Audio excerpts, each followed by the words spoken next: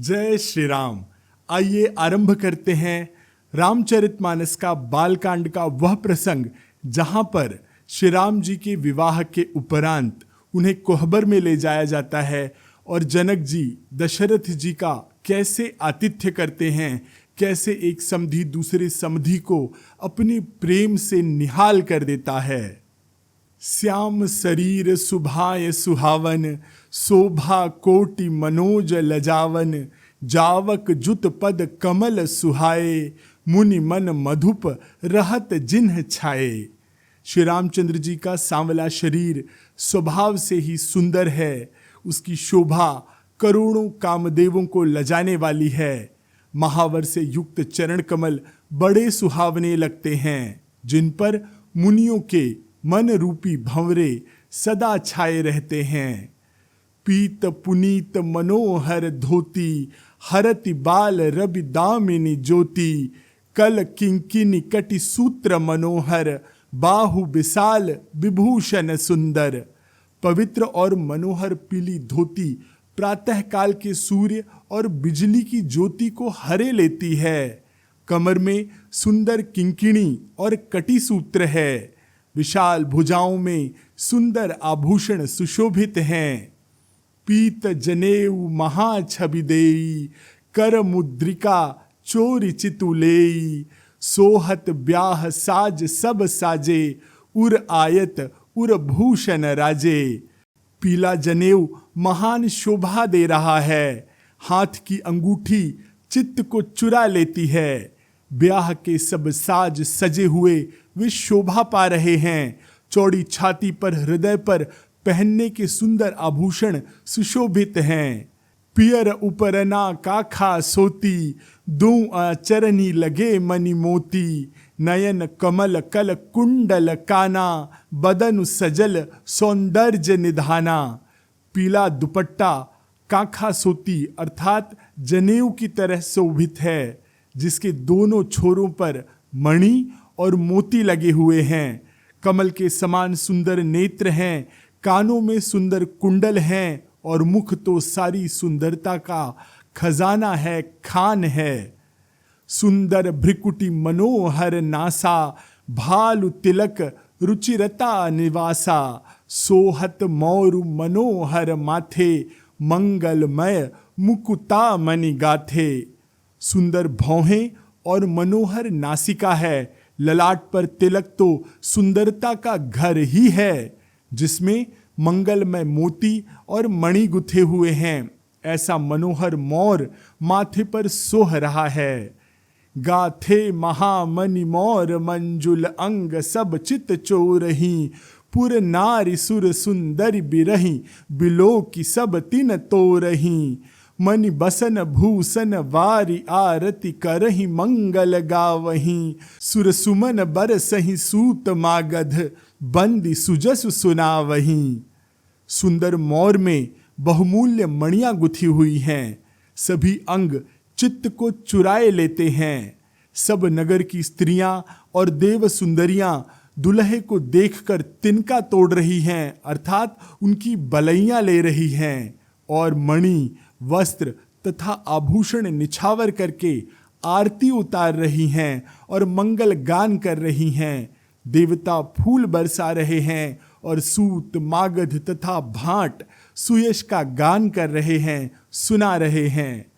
कोहबरहिया ने कुंवर कुंवरी, सुआसिन्हिन सुख पाई के, अति प्रीति लौकिक रीति लागी, करन मंगल गाई के। लह कौरी गौरी सिखाव रामही, सीय सन सारद कहें, रनिवासु हास बिलास रस बस, जन्म को फल सब लहें।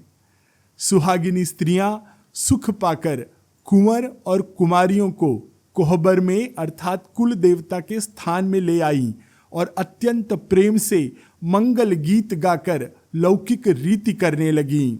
पार्वती जी श्री रामचंद्र जी को लहकौर अर्थात वर वधु का परस्पर ग्रास देना खिलाना कैसे है वो सिखाती हैं, और सरस्वती जी सीता जी को सिखाती हैं। रनिवास हास विलास के आनंद में मग्न है। श्री राम और सीता जी को देख देख कर सभी का जन्म परम फल प्राप्त कर रहा है।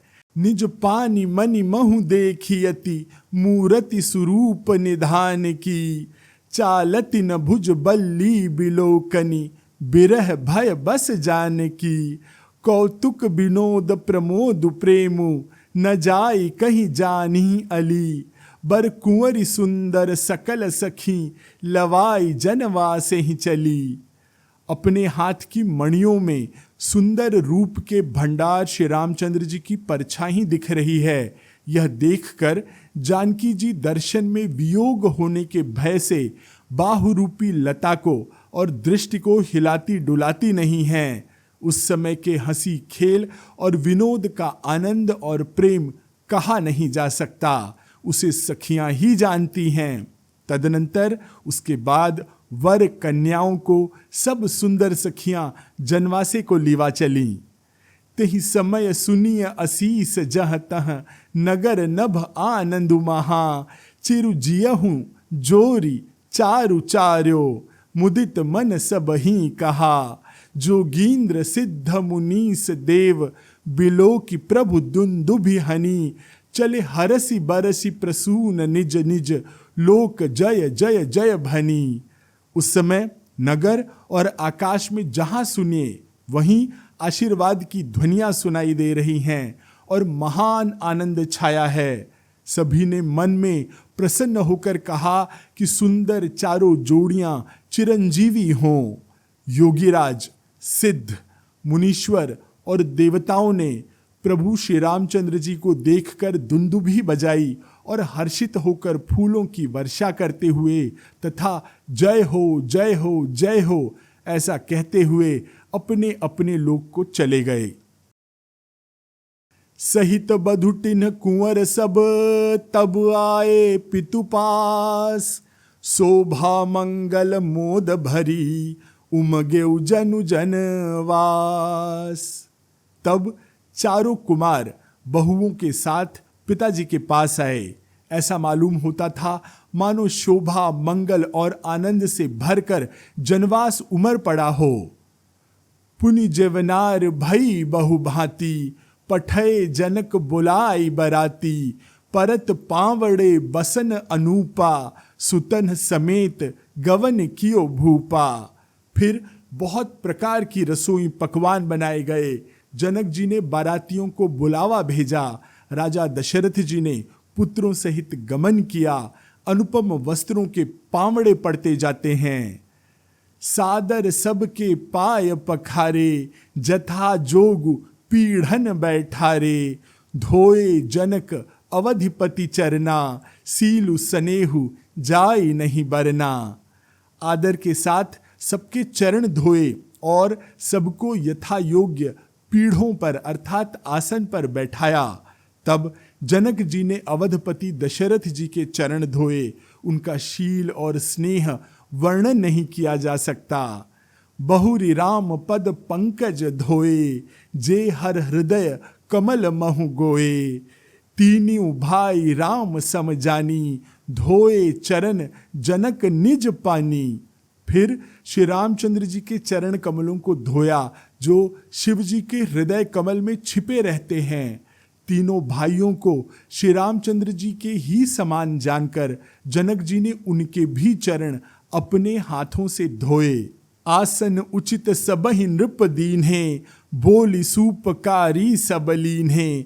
सादर लगे परन पनवारे कनक कील मणि पान संवारे। राजा जनक जी ने सभी को उचित आसन दिए और सभी परोसने वालों को बुला लिया। आदर के साथ पत्तलें पड़ने लगी जो मणियों के पत्तों से सोने की कील लगा करके बनाई गई थीं। सुपोदन सुरभि सरपी सुंदर स्वाद पुनीत। छन महु सबके परुसिगे चतुर सुआर विनीत। चतुर और विनीत रसोइये सुंदर स्वादिष्ट और पवित्र दाल भात और गाय का सुगंधित घी क्षण भर में सबके सामने परोस करके चले गए। पंच कंवल करी जेवन लागे गारी गान सुनि अति अनुरागे। भांति अनेक परे पकवाने सुधा सरसी नहीं जाहि बखाने। सब लोग पंचकौर करके अर्थात प्राणाय स्वाहा, अपानाय स्वाहा, व्यानाय स्वाहा, उदानाय स्वाहा और समानाय स्वाहा इन मंत्रों का उच्चारण करते हुए पहले 5 कौर भोजन करने लगे। गाली का गाना सुनकर वे अत्यंत प्रेम मग्न हो गए। अनेकों तरह के अमृत के समान स्वादिष्ट पकवान परोसे गए जिनका बखान नहीं हो सकता। परसनु लगे सुवार सुजाना, व्यंजन विविध नाम को जाना। चारि भांति भोजन विधि गाई, एक एक विधि बरनी न जाई। चतुर रसोइये नाना प्रकार के अनेक प्रकार के व्यंजन परोसने लगे। उनका नाम कौन जानता है? 4 प्रकार के अर्थात चर्व्य, चोष्य, लेह, पेय अर्थात चबाकर, चूसकर, चाटकर और पीकर खाने योग्य भोजन की विधि कही गई है। उनमें से एक एक विधि के इतने पदार्थ, इतने प्रकार बने थे कि जिनका वर्णन नहीं किया जा सकता। छरस रुचिर व्यंजन बहुजाति, एक एक रस अगिनत भांति। जेवत देहि मधुर धुनि गारी, लय लय नाम पुरुष और नारी। 6 रसों के बहुत तरह के सुंदर स्वादिष्ट व्यंजन हैं। एक एक रस के अनगिनत प्रकार के भोजन बने हैं। भोजन करते समय पुरुष और स्त्रियों के नाम ले लेकर स्त्रियां मधुर ध्वनि से गाली दे रही हैं, गाली गा रही हैं। समय सुहावनी गारी बिराजा, हसत राव सुनि सहित समाजा। एहि विधि सबहि भोजनु कीन्हा, आदर सहित आच मनु दीन्हा। समय की सुहावनी गाली शोभित हो रही है, उसे सुनकर समाज सहित राजा दशरथ जी हंस रहे हैं। इस रीति से सभी ने भोजन किया और तब सबको आदर सहित आचमन अर्थात हाथ मुंह धोने के लिए जल दिया गया। जो लोग उत्तर प्रदेश और बिहार की संस्कृति से परिचित नहीं हैं उनके लिए मैं बता देता हूँ कि उत्तर प्रदेश और बिहार का जो परंपरा है वहाँ की, उसमें भोजन के समय विवाह में लड़की पक्ष की जो स्त्रियां हैं वो वर पक्ष के लोगों को उनको गालियां देती हैं, जो कि माहौल को कुछ हल्का बना देता है। 2 नए परिवार एक साथ पहली बार एक साथ आए हैं, उस माहौल को यह बहुत खुशनुमा, बहुत मज़ेदार बना देता है। देई पान पूजे जनक, दशरथ सहित समाज। जनवासे ही गवने मुदित, सकल भूप सिरताज।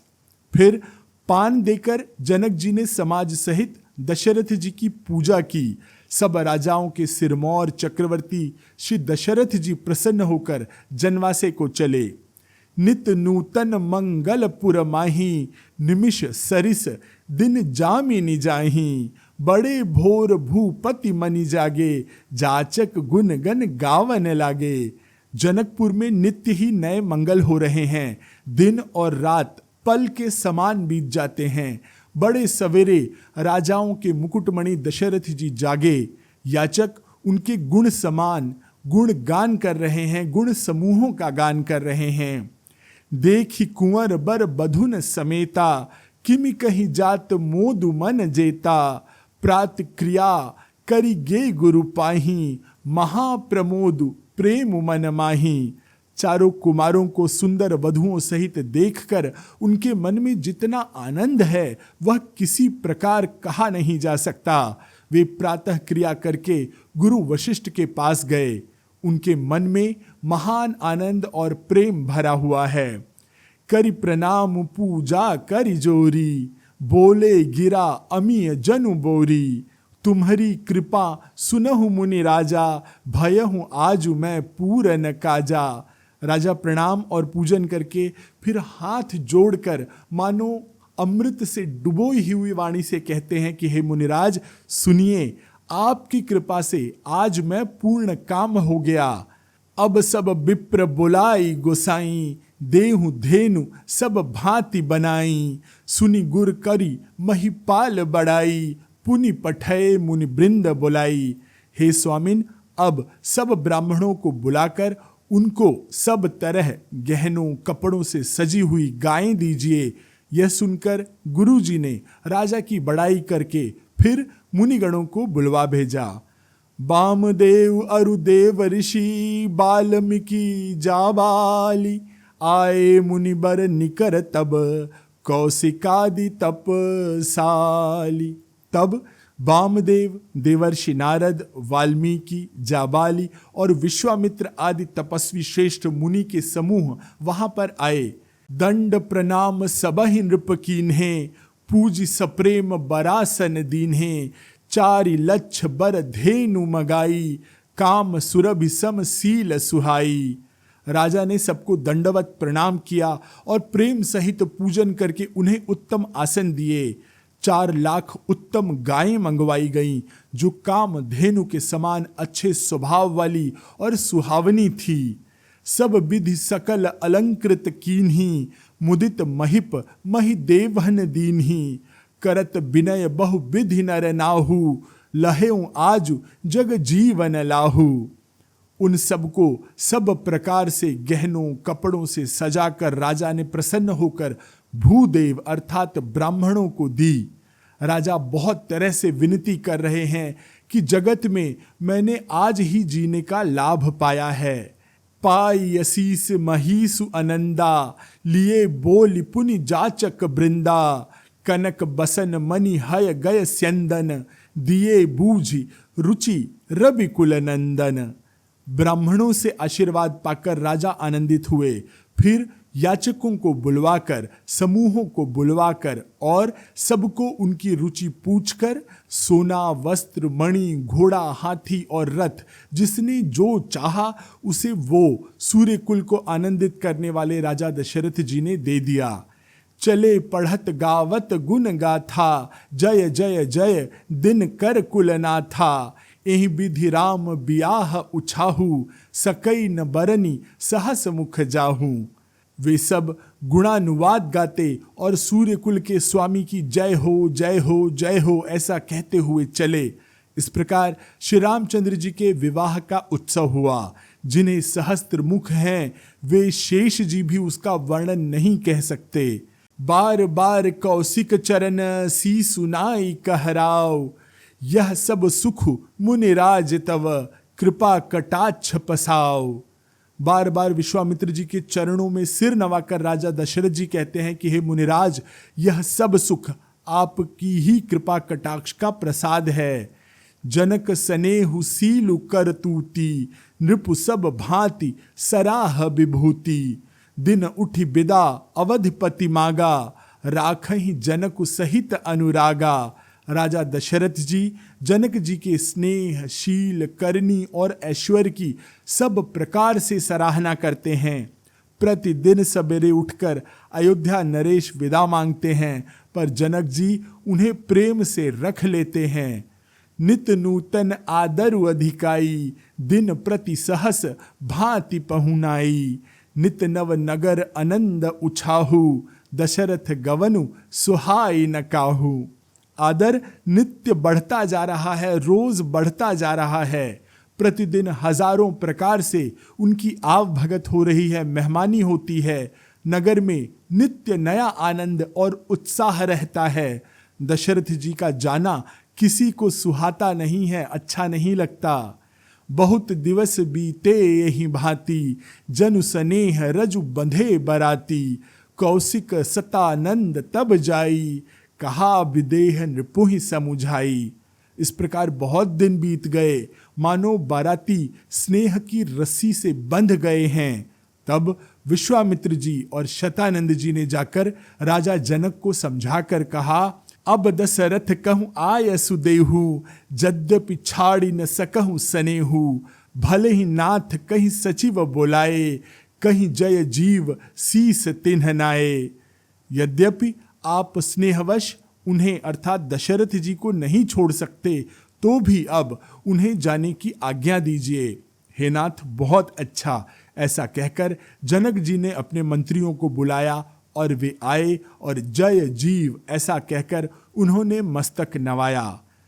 अवधनाथ चाहत चलन, भीतर करहु जनाव, भय प्रेम बस सचिव सुनी, विप्र सभा सदराव। जनक जी ने उनसे कहा कि अयोध्यानाथ चलना चाहते हैं, भीतर रनिवास में खबर कर दो। यह सुनकर मंत्री, ब्राह्मण, सभासद और राजा जनक भी प्रेम के वश हो गए। पुरबासी सुनी चली ही बराता, बूझत बिकल परस्पर बाता, सत्य गवन सुनि सब बिल खाने, मनहु सांझ सर सिज सकुचाने। जनकपुर वासियों ने सुना कि बारात जाएगी, तब वे व्याकुल होकर एक दूसरे से बात पूछने लगे। जाना सत्य है, यह सुनकर सब ऐसे उदास हो गए मानो संध्या के समय में ही कमल सकुचा गए हों, मुरझा गए हों। जह जह आवत बसे बराती, तह तह सिद्ध चला बहु भांति, विविध भांति मेवा पकवाना, भोजन साजुन जाय बखाना। आते समय जहां जहां बाराती ठहरे थे वहां वहां बहुत प्रकार की सिधा अर्थात रसोई का सामान भेजा गया। अनेकों प्रकार के मेवे, पकवान और भोजन की सामग्री जो बखानी नहीं जा सकती। भरी भरी बसह अपार कहारा, पठई जनक अनेक सुसारा, तुरग लाख रथ सहस पचीसा, सकल संवारे नख अरुसीसा। अनगिनत बैलों और कहारों पर भर भर कर सामग्रियां भेजी गई। साथ ही जनक जी ने अनेकों सुंदर शैयाएं अर्थात पलंग भेजी। 1,00,000 घोड़े और 25,000 रथ, सब नख से शिखा तक ऊपर से नीचे तक सजाए हुए। मत्त सहस 10 सिंधुर साजे, जिन्हीं देखी दिसि कुंजर लाजे, कनक बसन मणि भरी भरी जाना, महिषी धेनु वस्तु विधि नाना। 10,000 सजे हुए मतवाले हाथी, जिन्हें देखकर दिशाओं के हाथी भी लजा जाते हैं, गाड़ियों में भर भर कर सोना, वस्त्र और रत्न जवाहरात, भैंसें तथा गायें और नाना प्रकार की चीजें दी। दाइज अमितन सकिय कही, दीन विदेह बहोरी, जो अवलोकत लोकपति, लोक संपदा थोरी। इस प्रकार जनक जी ने फिर से अपरिमित दाइज दिया, भेंटें दी जो कहा नहीं जा सकता, जिसे देखकर लोकपालों के लोगों की संपदा भी थोड़ी जान पड़ती है।